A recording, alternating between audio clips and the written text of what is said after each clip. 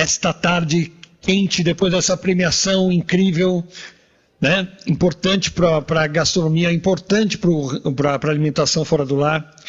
Eu queria chamar agora, nós vamos agora mergulhar no território, vamos mergulhar no território brasileiro, na gastronomia brasileira, territorial mesmo, aquela que é interior, é Minas, tem tradição, tem conhecimento e, fundamentalmente, nesse caso, tem feminilidade, porque, na verdade, na cozinha mineira precisa ter mulher forte, firme, chefe, à frente dos restaurantes. E se tem alguém que mostra o que é ser cozinheira em Minas Gerais e ser cozinheira do Brasil e representa essa cozinha mineira como ninguém, é uma revelação já há um bom tempo no mercado, mas uma revelação, e sempre, cada vez que ela vem, cada vez que ela mostra as suas qualidades, a sua capacidade como empreendedora e como cozinheira, a gente fica feliz de ver Minas Gerais tão bem representada e a cozinha brasileira também. Queria chamar essa mineira de Belo Horizonte, com raízes libanesas e italianas, a chefe que cresceu em volta pela cultura e pela cozinha, formada em música, uniu arte e gastronomia no Birosca 52, projeto que destacou na cena culinária de BH desde 2013. Hoje comanda também a Gata Gorda, Florestal, Giravinhos e Giradrinks. Em sua palestra, ela vai falar o que ela vai fazer, ela vai compartilhar a trajetória dela, mas, mais do que isso, ela é uma mulher que entende do que é o branding na gastronomia e sabe construir experiências únicas. Quero chamar aqui no palco essa chefe criativa, essa chefe que tanto o Brasil já admira, Bruna Martins.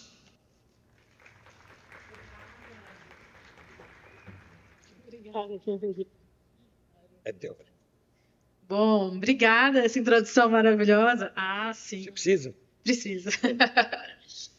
Pessoal, então, quando eu fui convidada para dar essa palestra, né, escolher um tema dentro do tema, né, do festival, que é a Cozinha de Amor Sem Fronteiras, eu acho que faz muito parte da minha história, do meu repertório, esse título, assim, o amor, o afeto, é uma coisa que, inclusive, tem um tanto de discussões sobre isso, sobre a cozinha, mas foi uma coisa que me formou como pessoa, porque era o que eu tinha de repertório na época. Era uma pessoa que não era uma cozinheira excepcional, era uma menina que queria ter um restaurante.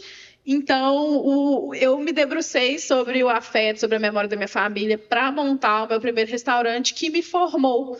Então, de fato, eu escolhi esse nome, de a arte de criar com coerência, porque foi aos trancos e barrancos que eu fui me tornando quem eu sou hoje. Eu aprendi muito nesse processo e é isso que eu vou dividir com vocês.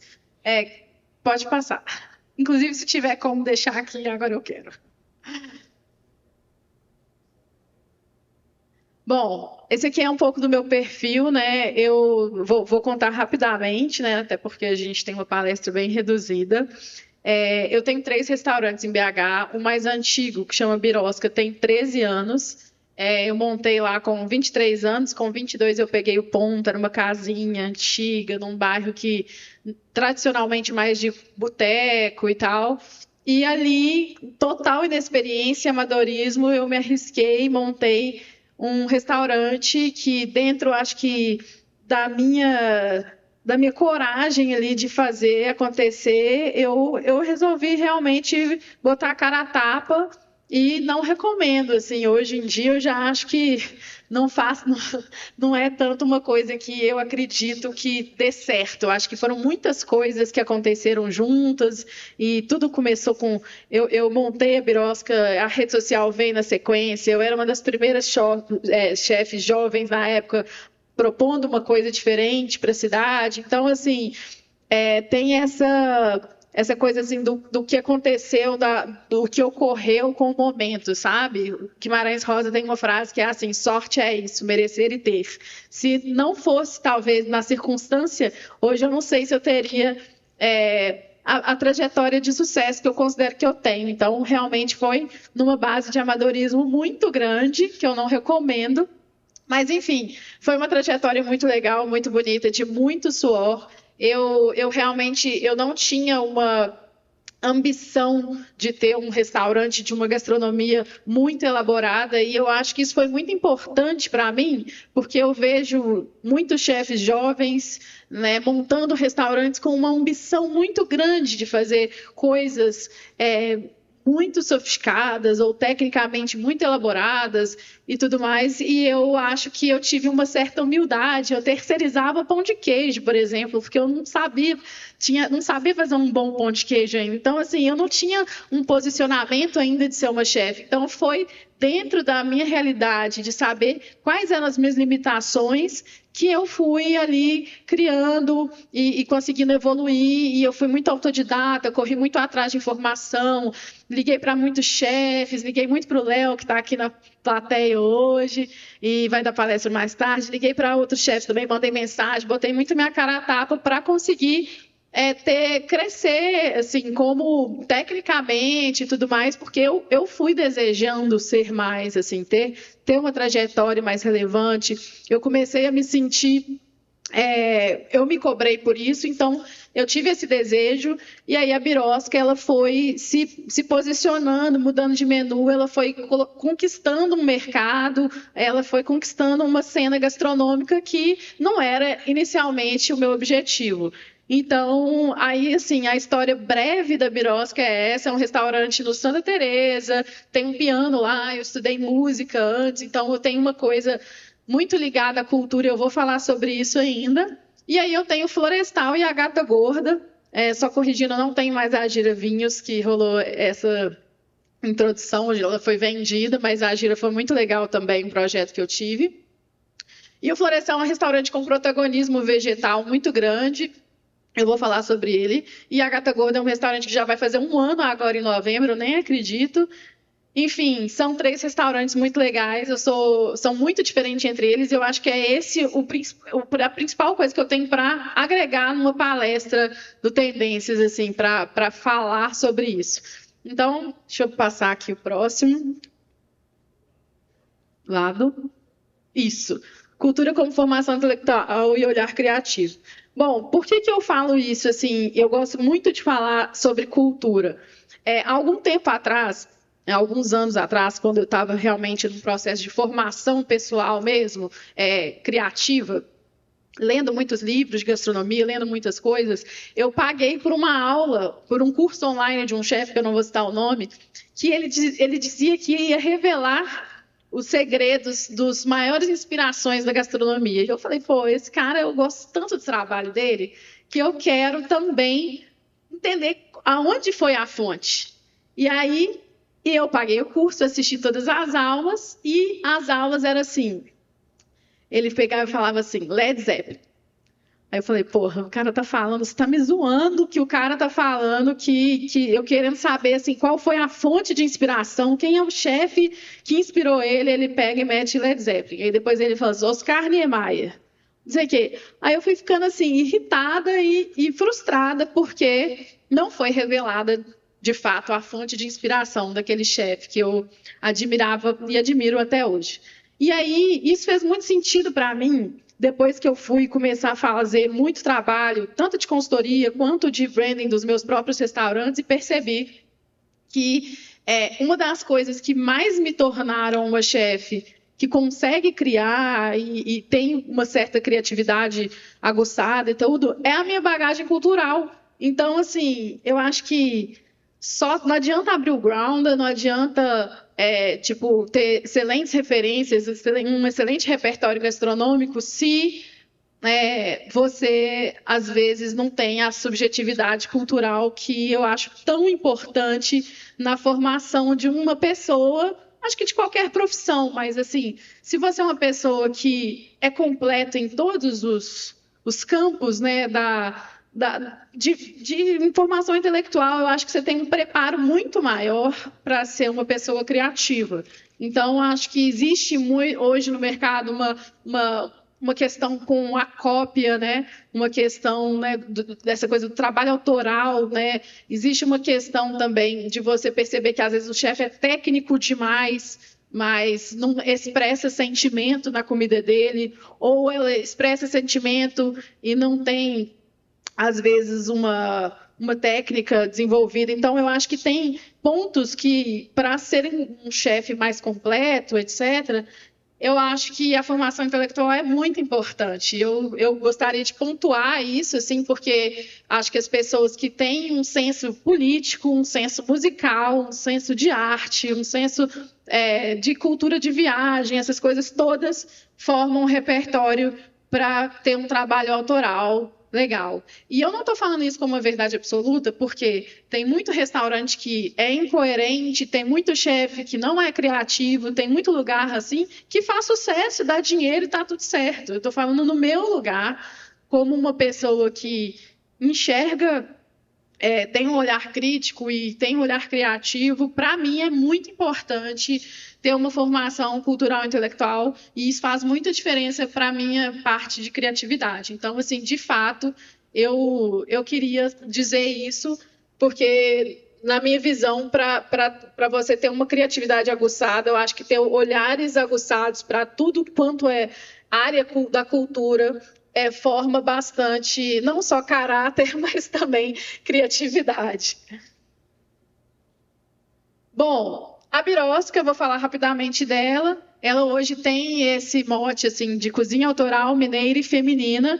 A gente, por 13 anos, vou falar 12, assim, a gente só contratou mulheres, a gente tinha uma cozinha exclusivamente feminina. Isso foi muito importante para mim, assim, tanto em termos de política mesmo, de entender, de dar um protagonismo, dar um valor num momento que o cenário da gastronomia estava com os valores um pouco invertidos, né? A gente está falando de uma gastronomia brasileira tomando um destaque tão grande, os chefes levantando tanto essa coisa do nacionalismo, do interior e tal, e tudo isso é tão fundado pelo feminino, e isso é tão pouco protagonizado, né? Isso é um assunto já hoje muito repetido, mas para mim, há 13 anos atrás, foi fundamental tomar essa posição, essa frente, e foi muito importante para todas as meninas que passaram lá também. Eu tenho certeza que a Birosca, ela foi uma escola, foi um lugar muito marcante, e hoje essa coisa da cozinha autoral mineira e feminina é realmente o nome que a gente dá para o que é a Birosca. E eu vou passar. Vamos lá. Bom, e aí eu vou mostrar um videozinho bem rapidinho de um vídeo da Birosca, um da Gata Gorda, um do Florestal, para vocês sentirem a energia deles rapidamente. Vamos lá. O vídeo era para estar ali, ó. Não tem como dar. Eu posso te contar uma história? Era uma vez uma esquina de interior em plena BH, rodeada por trem, rio, montanha, onde funciona um pequeno restaurante chamado Birosca. Há mais de 10 anos, a Birosca desenvolve uma gastronomia mineira com portas abertas para o mundo. E no seu atual cardápio, Mundos Gerais, a Birosca celebra o encontro entre as raízes mineiras e a cultura cosmopolita de BH. E até o dia 21 de novembro, somente às quartas e quintas, a Birosca servirá o menu 4 Tempos Primavera. Um menu fechado com 12 opções de pratos distribuídos entre couvert, entrada, principal e sobremesa. Tudo isso por apenas R$ 155. Saiba mais na legenda e no nosso post fixado no nosso perfil.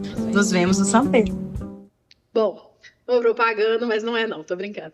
É só porque eu acho importante mostrar alguma coisa da nossa rede, né? Foi um videozinho que eu escolhi de lá, para mostrar realmente nosso estilo, a nossa assinatura, e é um pouco sobre isso, assim, que é a palestra, assim, mostrar a coerência e a diferença entre as casas e um pouco do meu processo criativo. Vamos lá. O Florestal, ele já vai para um outro lugar, que é a agricultura familiar, protagonismo vegetal e comida do mundo. É um restaurante que eu fiz um mapeamento muito grande, eu fiz um estudo muito grande dos produtores locais de BH, para não ficar uma coisa só de papinho e ser uma coisa real, ser uma coisa verdadeira. Então, a gente tem lá fornecedores assim de várias famílias, e é um projeto muito legal. E teve uma época também que a fazenda do meu pai produzia 70% dos vegetais que a gente consumia. Eu contratei um engenheiro agrônomo e a gente fez uma agenda de plantio lá na roça, e foi um trabalho muito legal eu me envolver com a terra, viver isso. E hoje eu vejo assim que restaurantes fine dining do mundo inteiro têm essa questão do farm to table muito forte, e eu poder viver isso como criando meu próprio repertório foi fundamental assim para eu dar um passo muito de aproximação da terra. E, enfim, o Florestal é um lugar muito legal. E aí, o próximo slide é isso. Pode dar o play, gente, por favor. Aline, eu passei num lugar ali e achei que era uma floricultura. Entrei lá dentro, minha filha, peguei o vaso lá fora, entrei para dentro, fui lá saber quanto que era o vaso. Chega lá, você acredita que era um restaurante? Fiquei toda sem graça, voltei com o vaso, pus no mesmo lugar. Pus no mesmo lugar e depois que eu fui perguntar aos meninos, era um restaurante mesmo, mas é igualzinho uma floricultura. Aí depois eu vou voltar lá e ver se eles me vendem pelo menos uma, mas é coisa muito linda demais da conta. Você precisa de ver. Bonitinho, né? Eu sou muito fã desse vídeo, ele super viralizou na época. E é isso, o Florestal tem essa pegada do meio urban jungle, o cardápio é super coerente com essa proposta, protagonismo vegetal real, e não é uma coisa muito, é uma comida natural, vegetariana, saudável, nada disso, é uma comida super pop e tal. Então conquistou muito BH, principalmente esse público, mas até muitas pessoas que não são vegetarianas são muito fãs da Florestal, a gente tem um público bem cativo. E é uma história muito legal, assim, que eu sou muito fã dele. E a Gata Gorda, o restaurante tem 1 ano já. E aí a gente fala de que é uma bodega moderna. Esse foi um textinho que eu escrevi na hora de me inspirar o cardápio, que é uma cozinha alegre, vulgar, potente, carregada, portunhol, azeite, páprica, embutidos e tomates maduros. Brasil e Espanha dançando ao som de flamenco e carnaval. Passo Doble e piseiro e tudo de melhor que temos em comum. Tempero, suor e melodrama. É Caetano cantando em Hable com ela, uma bodega moderna. E é sobre isso que eu me inspirei, assim, eu já tinha feito muitas viagens para a Espanha, eu estava com esse tesão muito grande de fazer um restaurante mais pop e na localização que é a Savassi, uma comida mais europeia mesmo, só que sem ir para o caminho francês ou italiano, eu preferi me apoiar na Espanha, e essa brincadeira dessa união, dessa fusão, dessa explosão, foi o que rendeu o branding da Gata Gorda. Pode dar o play, gente. A tu vera, siempre haz la verita tuya, hasta que de pena muera. Bom, é isso. E por que eu estou falando um pouco assim, mostrando isso? Assim, acho que o nome dessa palestra é a arte de criar com coerência, e é sobre isso, assim, porque a coerência, ela pode, em excesso, ela pode aprisionar, mas eu acho que ela é importantíssima para uma pessoa que quer ter um restaurante com um branding legal.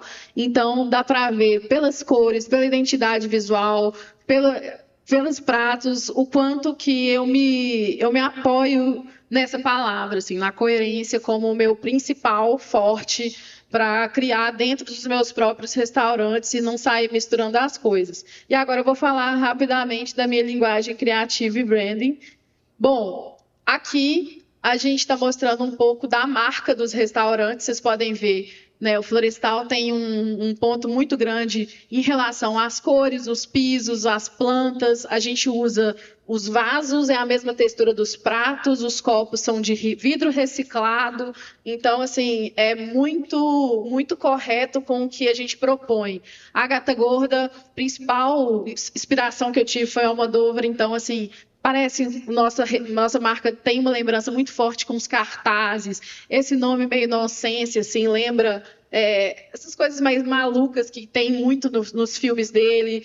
E as cores, essa coisa meio sexy, assim, tal. Então a Gata Gorda, ela tem essa pegada mais, sei lá, mais flamejante e tal. E a Birosca já vai para um caminho muito mais afetivo, assim, do manual, né, do bordado, do mineiro raiz, das letras, da tipografia popular. Então, assim, eu quero que realmente vocês consigam identificar o quanto os três eles são diferentes, são coerentes com suas propostas.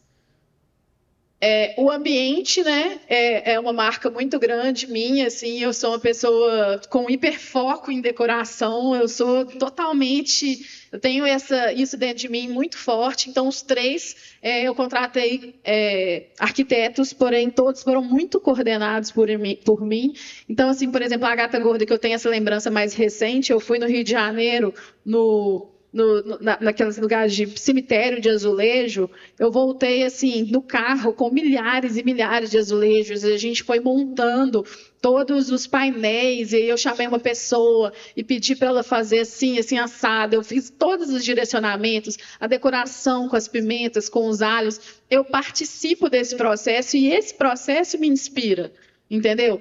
E o florestal, mesma coisa, o florestal estando de vaso, eu contratei uma pessoa para fazer o plantio para mim, a gente montou eu juro, foi 2 caminhões de plantas lá para dentro. E a Birosca, por exemplo, já tem essa coisa de fotos antigas, de receita de vó nas paredes, de louças muito antigas. Hoje eu vejo o PH e até o Brasil, todo mundo usando muito louça antiga. E assim, eu lembro de quando eu comecei a fazer isso, era assim, sei lá, era meio, nossa, são todas diferentes e tal. Eu até escutava coisas assim negativas em relação a isso e eu vejo que até hoje está no hype, assim, é uma tendência que se tem uma continuidade, assim. E para vocês verem que os ambientes eles têm muito fortemente uma pegada ligada à marca.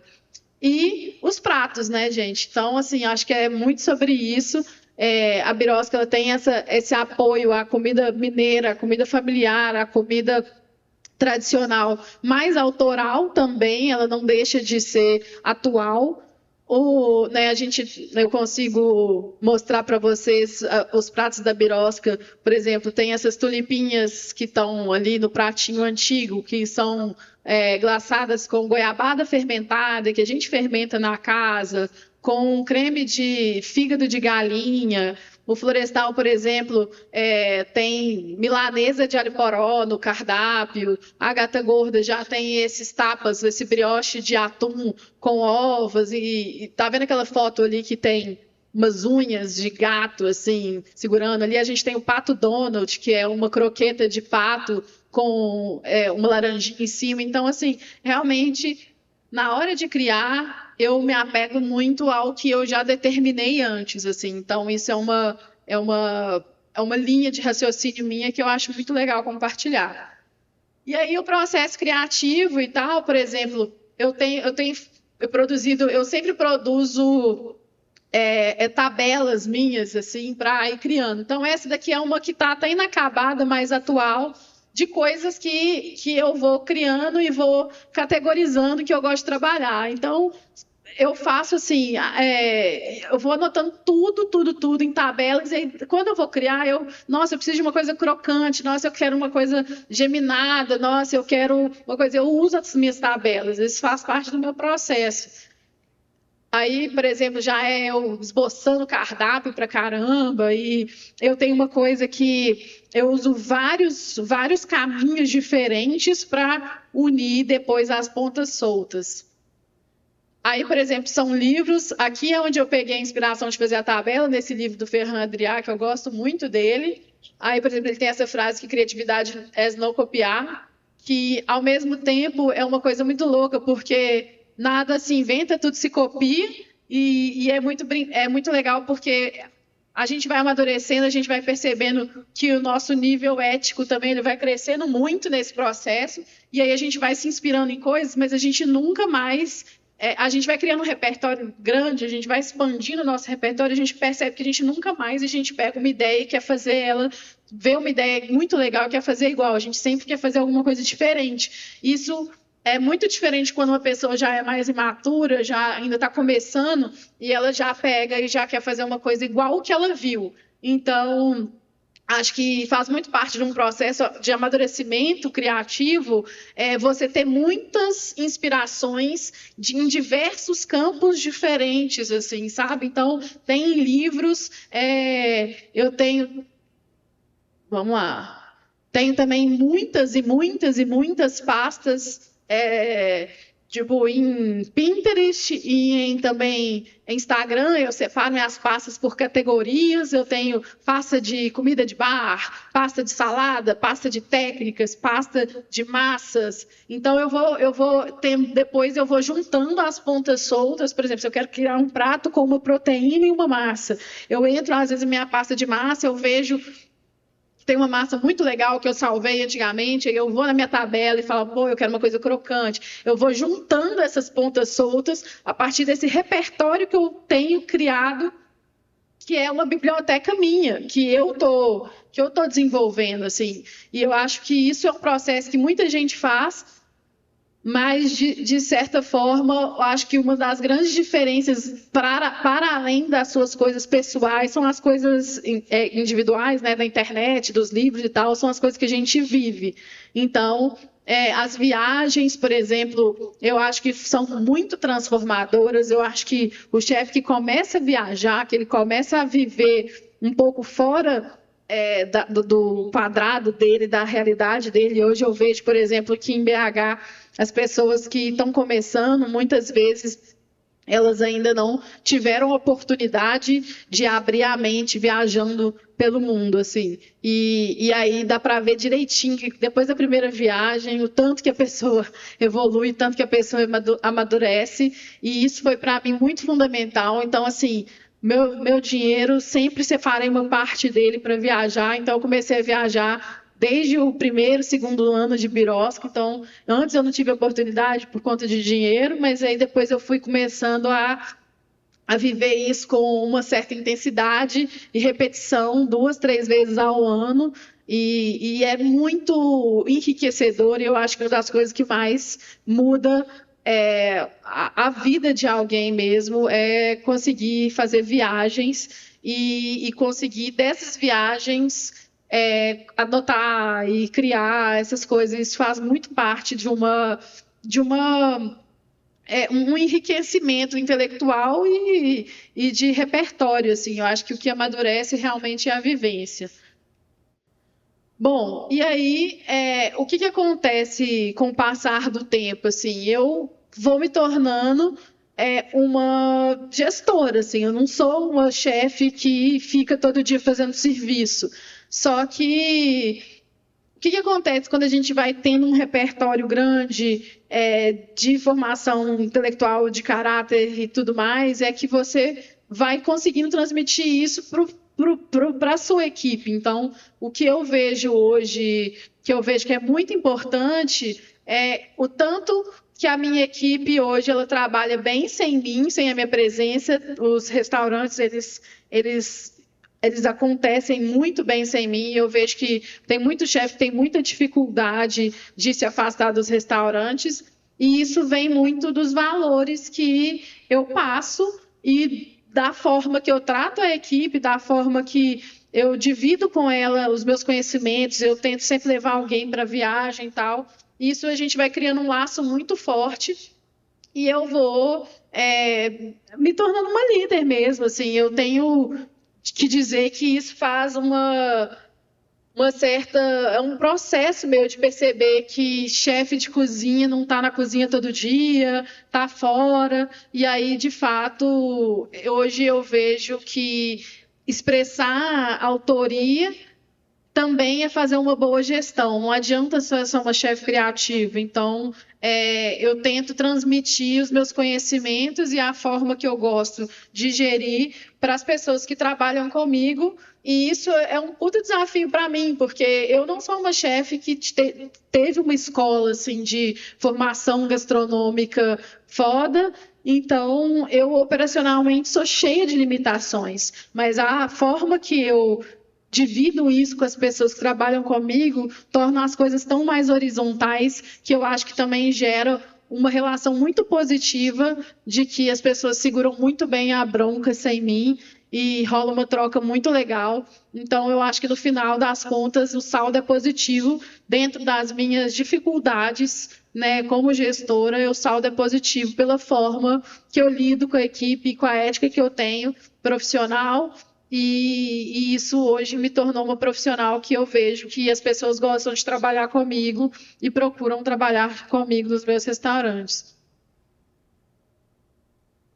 Bom, estou chegando ao fim, era só praticamente isso que eu tinha para dizer, mas no final, a hospitalidade como consequência de um lugar autêntico. A hospitalidade é um tema a ser muito ainda desenvolvido, estudado por mim, é uma coisa que praticamente deixei por último, e estou erradíssima, não estou aqui falando que eu estou me gabando, não. Eu acho que a hospitalidade é uma coisa que é uma outra ciência, assim, além dessa parte da gastronomia, da gestão, ela é uma outra parte que eu tenho estudado, tenho me debruçado, mas como consequência do meu trabalho, eu não acho que eu tenho um trabalho de hospitalidade ruim. Ainda tem que melhorar muito, mas é uma hospitalidade que ela hoje realmente é uma consequência de um lugar autêntico. Então, o lugar ele tem uma cultura própria, o lugar ele tem uma identidade própria, ele tem um branding amarrado, ele é super coerente, os pratos com o ambiente, com o uniforme, com tudo. E aí, no final, acaba que a hospitalidade ela vai chegando junto, ela vai se formando a cultura do lugar. Então, é isso, assim, eu acredito muito que essa palavra que eu usei no começo, que é a coerência, ela é a linha que guia meu trabalho hoje e que guia meus pratos, que guia tudo que eu escolho de ambiente, de cardápio, de tudo, e que hoje está guiando também o meu processo de cultura da minha casa e da minha hospitalidade. Bom, eu vou abrir para perguntas, porque era isso. Obrigada. Alô? E que tem pergunta aqui já inscrita. Pessoal, bom dia. Sou de BH também, estamos invadindo aqui São Paulo, né? Bruna, como eu sou de BH, conheço muito bem o Gata Gordo, Birosca, Florestal, mas eu queria te perguntar especificamente sobre o Birosca. Como você disse, você fez o Birosca com 22 anos, está há 13 anos, mas agora você está mudando de ponto, né? O que eu gostaria de perguntar com todo esse conceito construído, qual que é o desafio da mudança de ponto? Como você vai dialogar isso com o seu público?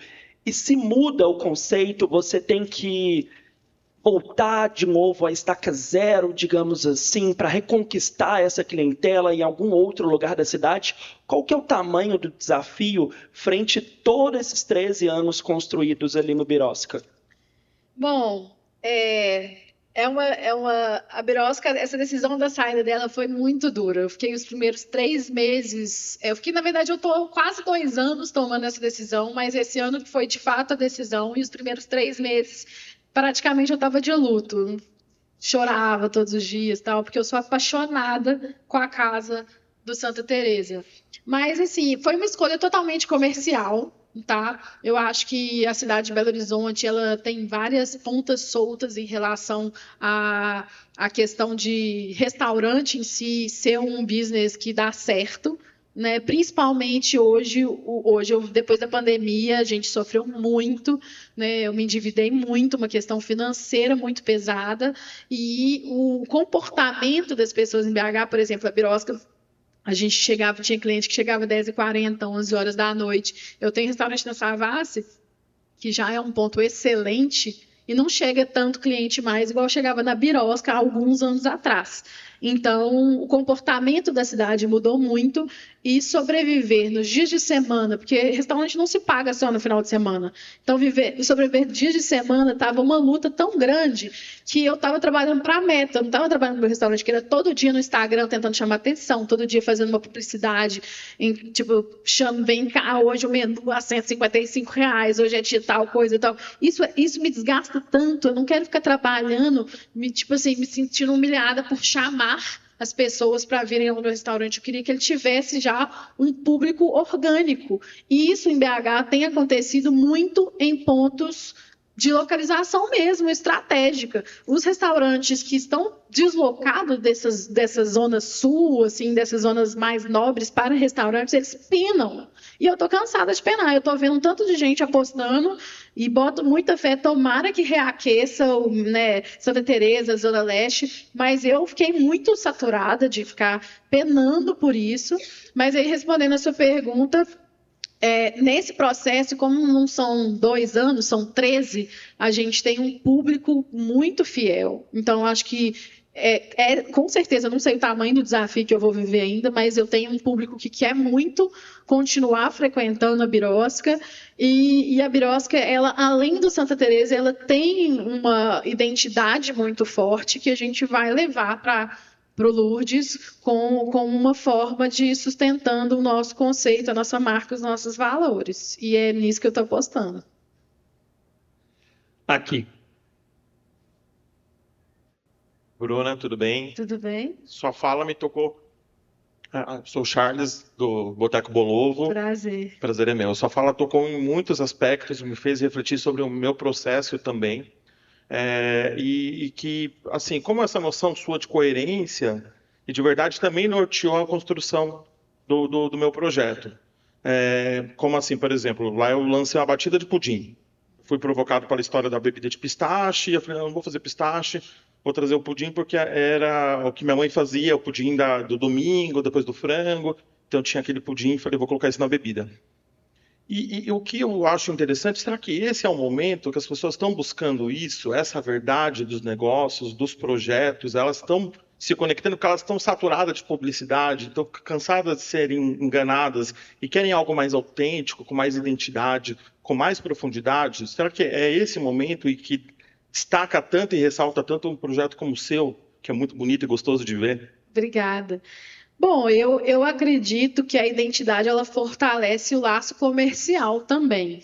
Então, a pessoa não ter que explicar muito, tipo, seu negócio é um negócio de bolo, não ter que explicar muito, eu acho que isso é muito bom. Você vai num lugar que você não entende qual que é a proposta, você não entende, alguém tem que ir lá para te falar, olha, a proposta é essa, é essa, é essa, é essa. Isso não deveria acontecer. A pessoa deve chegar num lugar e se sentir acolhida pela proposta, tipo, meu Deus, eu entendi esse lugar, tem que ser fácil de entendimento. Então, eu acho que é comercial propostas coerentes, assim. Agora, a gente não pode ser prisioneiro da coerência a ponto de, por exemplo, a Birosca é um restaurante com uma comida fundada na coisa da mineridade e tal. Só que eu sou uma jovem, né, um jovem de 35 anos. E eu acredito que o meu público queira comer, por exemplo, camarão. Não tem camarão em BH. Mas, assim, eu acredito que é coerente, inclusive, com a história do Belo Horizontino que vai para Guarapari e quer comer camarão, entendeu?